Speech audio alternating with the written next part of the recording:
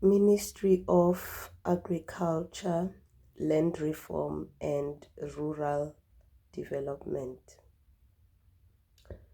O my people, listen to my instruction. Open your ears to what I am saying. For I will speak to you in parable. I will teach you hidden lessons from our past. Stories we have heard and known, stories our ancestors handed down to us. We will not hide these truths from our children. We will tell the next generation about the glorious deeds of the Lord, about his power and his mighty wonders. For he issued his laws to Jacob, he gave his instructions to Israel. He commanded our ancestors to teach them to their children, so the next generation might know them, even the children not yet born, and they in turn will teach their own children. So each generation should set its hope anew on God, not forgetting his glorious miracles and obeying his commands. Then they will not be like their ancestors, stubborn, rebellious, and unfaithful, refusing to give their hearts to God. The warriors of Ephraim, though armed with bows, turned their backs and fled on the day of battle. They did not keep God's covenant and refused to live by his instructions. They forgot what he had done, the great wonders he had shown them, the miracles he did for their ancestors on the plain of Zoan in the land of Egypt. For he divided the sea and led them through, making the water stand up like walls. In the daytime he led them by a cloud, and all night by a pillar of fire. He split open the rocks in the wilderness to give them water, as from a gushing spring. He made streams pour from the rock, making the waters flow down like a river. Yet they kept on sinning against him, rebelling against the Most High in the desert. They stubbornly tested God in their hearts, demanding the foods they craved. They even spoke against God himself, saying, God can't give us food in the wilderness. Yes, he can strike a rock too, so water gushes out, but he can't give his people bread and meat. When the Lord heard them, he was furious. The fire of his wrath burned against Jacob. Yes, his anger rose against Israel, for they did not believe God or trust him to care for them. But he commanded the skies to open. He opened the doors of heaven. He rained down manna from them for them to eat. He gave them bread from heaven. They ate the food of angels. God gave them all they could hold. He released the east wind in the heavens and gathered the south wind by his mighty power.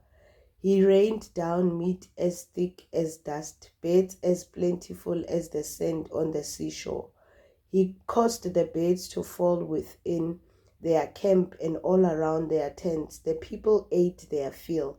He gave them what they craved. But before they satisfied their craving, while the meat was yet in their mouths, the anger of God rose against them, and he killed their strongest men. He struck down the finest of Israel's young men. But in spite of this, the people kept sinning. Despite his wonders, they refused to trust him. So he ended their lives in failure, their years in terror. When God began killing them, they finally sought him. They repented and took God seriously. Then they remembered that God was their rock, that God Most High was their Redeemer. But all they gave him was lip service. They lied to him with their tongues. Their hearts were not loyal to him. They did not keep his covenant. Yet he was merciful and forgave their sins and did not destroy them all. Many times he held back his anger and did not unleash his fury. For he remembered that they were merely mortal, gone like a breath of wind that never returns. Oh, how often they rebelled against him in the wilderness and grieved his heart in that dry wasteland. Again and again they tested God's patience and provoked the Holy One of Israel. They did not remember his power and how he rescued them from their enemies. They did not remember his miracle signs in Egypt, his wonders on the plain of Zoan. For he turned their rivers into blood so no one could drink from the streams. He sent vast swarms of flies to consume them, and hordes of frogs to ruin them. He gave their crops to caterpillars. Their harvest was consumed by locusts. He destroyed their grapevines with hail and shattered their scrim of fig trees with flint. He abandoned their cattle to the hail, their livestock to plots of lightning. He loosened on them his anger, all his fury, rage, and hostility. He dispatched against them a band of destroying angels. He turned his anger against them. He did not spare the Egyptians' lives, but ravaged them with the plague. He killed the oldest son in each Egyptian family, the flower of youth throughout the land of Egypt. But he led his people like a flock of sheep, guiding them safely through the wilderness. He kept them safe so they were not afraid, but the sea covered their enemies. He brought them to the border of his holy land, to his land of hills he had won for them. He drove out the nations before them. He gave them their inheritance by lot. He settled the tribes of Israel into their homes, but they kept testing and rebelling against God Most High. They did not obey his laws. They turned back and were as faithless as their parents. They were as undependable as crooked bow. They angered God by building shrines to other gods. They made him jealous with their idols. When God heard them, he was very angry and he completely rejected Israel. Then he abandoned his dwelling at Shiloh, the tabernacle where he had lived among the people. He allowed the ark of his might to be captured. He surrendered his glory into enemies' hands. He gave his power over to be butchered by the sword, because he was so angry with his own people, his special possession. Their young men were killed by fire. Young women died before singing their wedding songs. Their priests were slaughtered, and their widows could not mourn their death.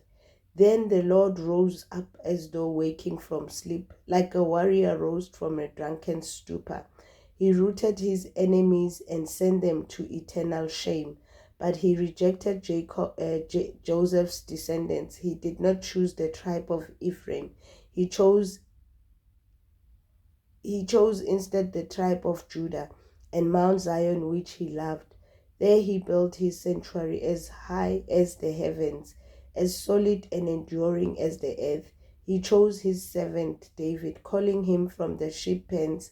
He took David from tending the ewes and lambs and made him the shepherd of Jacob's descendants, God's own people, Israel. He cared for them with a true heart and led them with skillful hands.